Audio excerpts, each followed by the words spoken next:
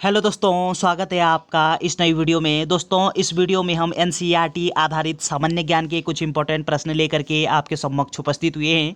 तो बिना देरी किए इन इंपॉर्टेंट सवालों को शुरू करते हैं। इससे पहले यदि आपने चैनल को सब्सक्राइब नहीं किया है तो चैनल को सब्सक्राइब करके बेल आइकन को प्रेस कर दें ताकि लेटेस्ट वीडियो की नोटिफिकेशन आप तक पहुँच सके। तो चलिए शुरू करते हैं।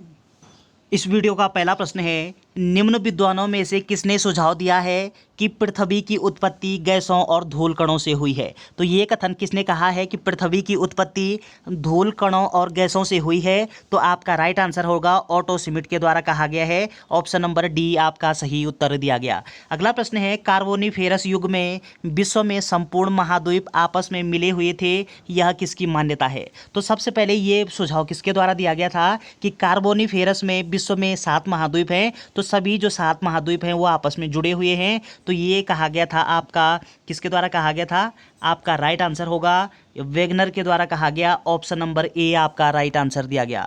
अगला प्रश्न है, पृथ्वी की आयु निर्धारण करने में निम्नलिखित में से कौन सी विधि का प्रयोग करते हैं। तो पृथ्वी की आयु किस विधि के द्वारा ज्ञात किया जाता है या किस विधि द्वारा निर्धारित की जाती है। आपका राइट आंसर होगा यूरेनियम डेटिंग विधि के द्वारा। ऑप्शन नंबर सी आपका सही उत्तर दिया गया। अगला प्रश्न है, पृथ्वी की आंतरिक संरचना के संबंध में सर्वाधिक महत्वपूर्ण जानकारी का स्रोत क्या है। तो पृथ्वी की आंतरिक जो संरचना है इसके संबंध में महत्वपूर्ण जो जानकारी का स्रोत है वो हमको कहां से प्राप्त होता है, क्या कहलाता है। आपका सही आंसर है भूकंप विज्ञान। ऑप्शन नंबर बी आपका सही उत्तर दिया गया। और ये आप जानते हैं कि भूकंप का अध्ययन सिस्मोलॉजी कहलाता है और जिस यंत्र से हम भूकंप को मापते हैं उसको हम सिस्मोग्राफ मापी बोलते हैं। और भूकंप मापन एक स्केल होता है, उसको हम रिएक्टर स्केल के नाम से जानते हैं। अगला प्रश्न है, पृथ्वी की सबसे ऊपरी परत के लिए सर्वप्रथम सियाल शब्द का प्रयोग किसने किया। तो पृथ्वी की जो ऊपरी परत होती है, सबसे ऊपरी जो परत होती है पृथ्वी की, उसको हम क्रस्ट बोलते हैं। उसको क्या बोलते हैं, क्रस्ट बोलते हैं अर्थात। और उसके बाद जो सियाल शब्द है, पृथ्वी का एक आंतरिक भाग होता है, ऊपरी भाग, उसको हम सियाल नाम से जानते हैं। तो सियाल जो शब्द है ये सबसे पहले किसके द्वारा दिया गया है। आपका राइट आंसर होगा ये दिया गया है स्वेस के द्वारा। ऑप्शन नंबर बी आपका सही उत्तर दिया गया। अगला प्रश्न है, राजस्थान मरुस्थल अथवा थार मरुस्थल निम्नलिखित में से किसका विस्तार है। तो इस प्रश्न का सही आंसर क्या होना चाहिए आपका राइट आंसर होगा ये होता आपका प्लीस्टोसीन। इसको हम प्लाइस्टोसीन के नाम से भी जानते हैं। ऑप्शन नंबर सी यहाँ पे सही उत्तर दिया गया। अगला प्रश्न है, महान हिमयुग का संबंध किससे है। तो महान जो हिमयुग है इसका संबंध किससे है, इन चारों में से। आपका राइट आंसर होगा इसका संबंध है प्लायोस्टियन काल से। ऑप्शन नंबर ए आपका राइट आंसर हो जाएगा। अगला प्रश्न है, निम्नलिखित महाद्वीपों में से कौन सा गोंडवाना लैंड का भाग नहीं था। तो इन चारों में से गोंडवाना लैंड का भाग कौन सा महाद्वीप नहीं था। आपका राइट आंसर होगा यहाँ पे जो उत्तरी अमेरिका महाद्वीप है, ये उत्तरी अमेरिका महाद्वीप गोंडवाना लैंड का भाग नहीं था। बाकी अफ्रीका महाद्वीप इसका भाग है, दक्षिणी अमेरिका महाद्वीप जो है ये भी भाग है, ऑस्ट्रेलिया महाद्वीप भाग है। ये आप जानते हैं कि विश्व में कुल कितने महाद्वीप हैं, 7 महाद्वीप हैं। और इन 7 महाद्वीपों में से सबसे छोटा जो महाद्वीप है वो ऑस्ट्रेलिया महाद्वीप है। सबसे बड़ा महाद्वीप ये होता आपका एशिया महाद्वीप। अफ्रीका महाद्वीप ये विश्व का दूसरा सबसे बड़ा महाद्वीप है। अगला प्रश्न है, निम्न घटनाओं पर विचार कीजिए। तो यहाँ पे इस प्रश्न का जो सही आंसर है वो क्या होना चाहिए। आपका जो राइट आंसर है वो यहाँ पे ये दिया गया है कि यानी उपरोक्त घटनाओं को पृथ्वी पर उसके उत्पन्न होने के कालक्रम के अनुसार व्यवस्थित करना है।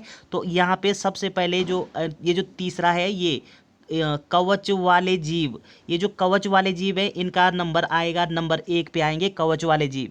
उसके बाद जो दूसरा है आपका, यानी जो पहला जो कीट है ये, यानी कुल मिलाकर के आपका जो राइट आंसर होगा इस प्रश्न का ये होगा आपका ऑप्शन नंबर सी। चलिए आगे बढ़ते हैं।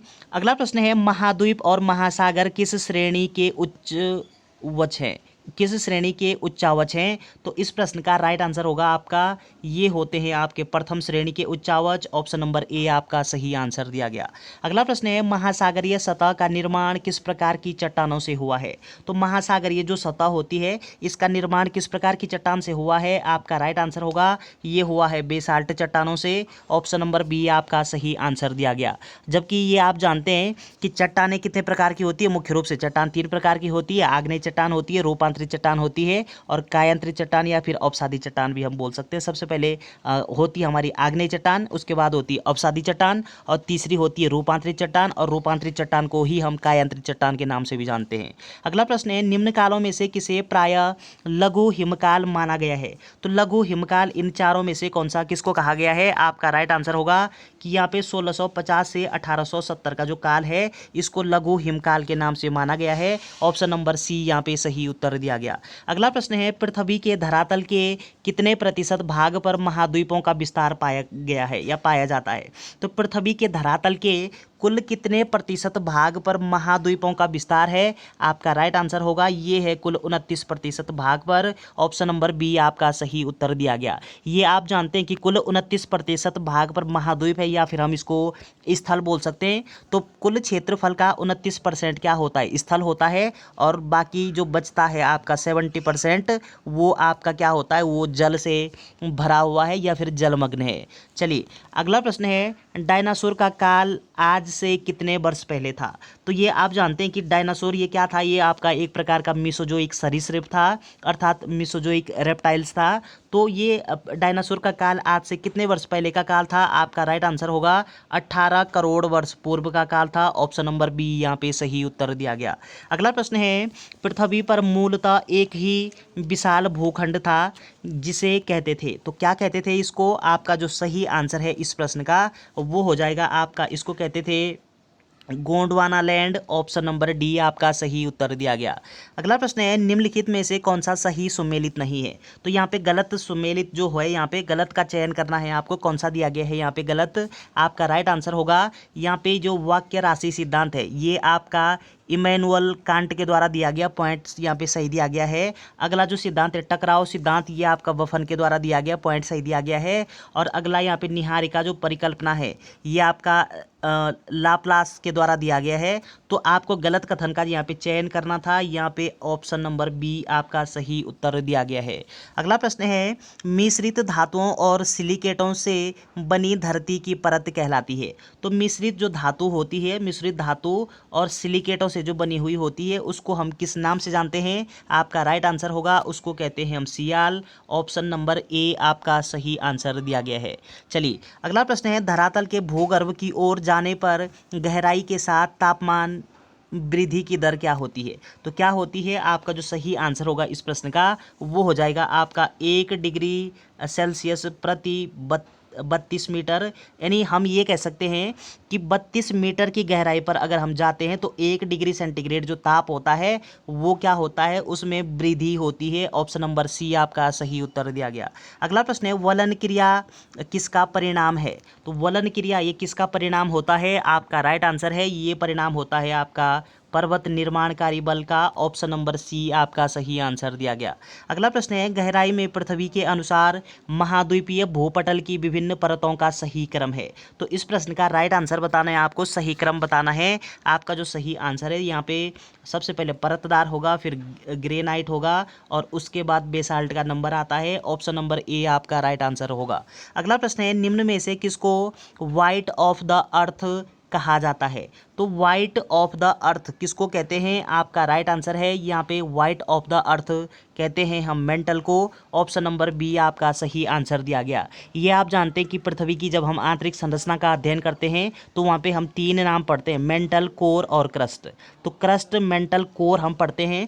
तो पृथ्वी का सबसे आंतरिक यानी सबसे ऊपरी जो भाग होता है उसको हम क्या बोलते हैं? क्रस्ट बोलते हैं। उसके नीचे मेंटल होता है और उसके बाद क्या होता है? कोर होता है। तो ऑप्शन नंबर बी यहाँ पे सही उत्तर दिया गया।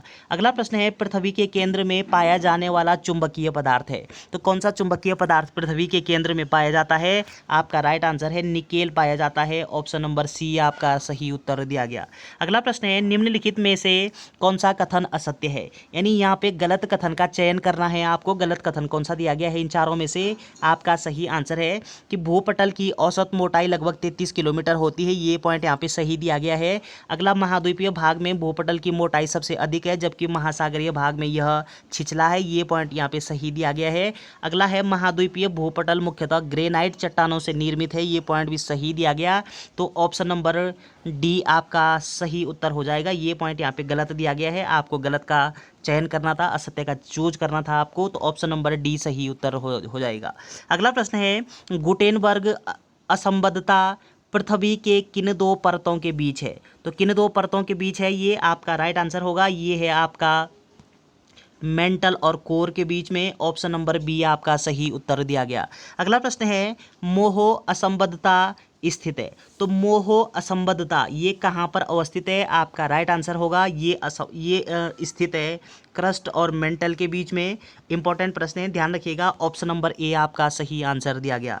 अगला प्रश्न है, प्लेट विवर्तनिक सिद्धांत का प्रतिपादन किसने किया था? तो प्लेट विवर्तनिक सिद्धांत ये किसके द्वारा दिया गया सिद्धांत है? आपका राइट आंसर होगा हैरी हेस के द्वारा दिया गया सिद्धांत है। कौन सा? प्लेट विवर्तनिक सिद्धांत। ऑप्शन नंबर ए सही आंसर दिया गया। अगला प्रश्न है, भूगर्भ में तापमान वृद्धि का कारण है। तो भूगर्भ में तापमान वृद्धि का कारण क्या है? इन चारों में से आपका राइट आंसर होगा कि यहाँ पे जो दबाव है, दबाव के कारण तापमान में वृद्धि होती है। रेडियो सक्रिय पदार्थों का जब विखंडन होता है तो इससे भी पृथ्वी के तापमान में वृद्धि होती है। तो उपयुक्त दोनों ऑप्शन नंबर सी यहाँ पे सही आंसर दिया गया।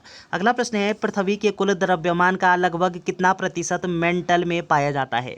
तो कुल द्रव्यमान का मेंटल भाग कितना परसेंट होता है? आपका राइट आंसर है ये होता है कुल 68%, 68%। ऑप्शन नंबर सी आपका सही उत्तर दिया गया।